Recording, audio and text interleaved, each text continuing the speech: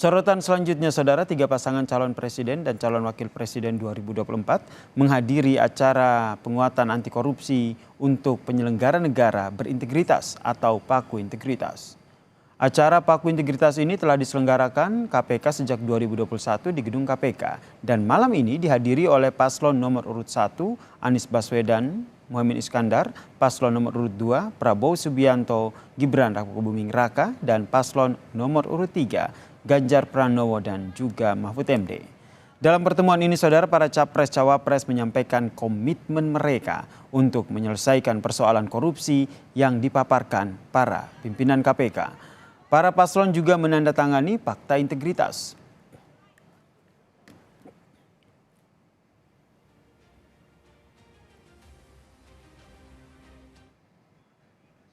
Yang tinggi itu harus dikembalikan di KPK, sehingga bukan saja undang-undangnya memberikan kekuatan dan kemandirian, tapi juga di dalamnya baik pimpinan maupun seluruh staf bekerja dengan kode etik yang amat tinggi. Yang ketiga adalah rekrutmen.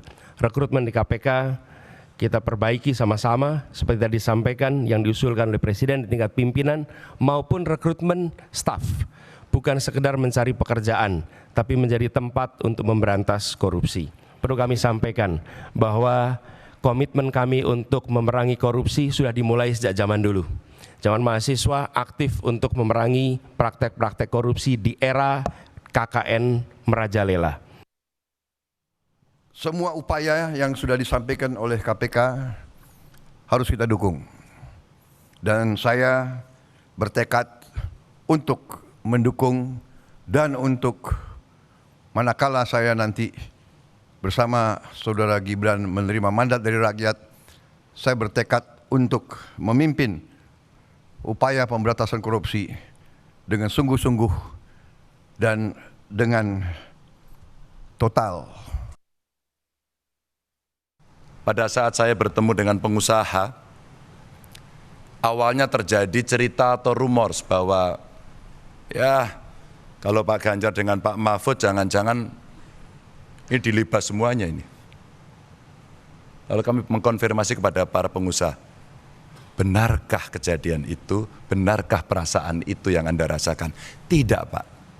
Kalau kami berusaha dan ada kepastian hukum, maka pada saat itulah sebenarnya kenyamanan kami akan terjaga. Kami hanya memberikan contoh saja bahwa komitmen itu ditunjukkan dengan evidence base.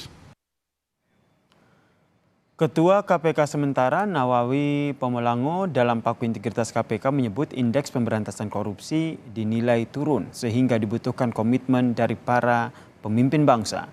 Nawawi menyebut di lapangan masih marak pemberian komisi atas proyek pembangunan, praktek suap dan juga pengaturan barang dan jasa hingga jual beli jabatan.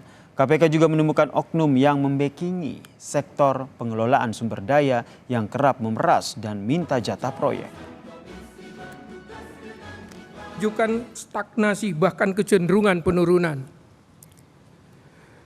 Di lapangan kami masih menemukan di seluruh Indonesia maraknya praktek pemberian komisi atas proyek-proyek pembangunan, praktek suap pada proses perizinan, pengaturan proses pengadaan barang dan jasa, bahkan dimulai sejak proses perencanaan hingga jual beli jabatan.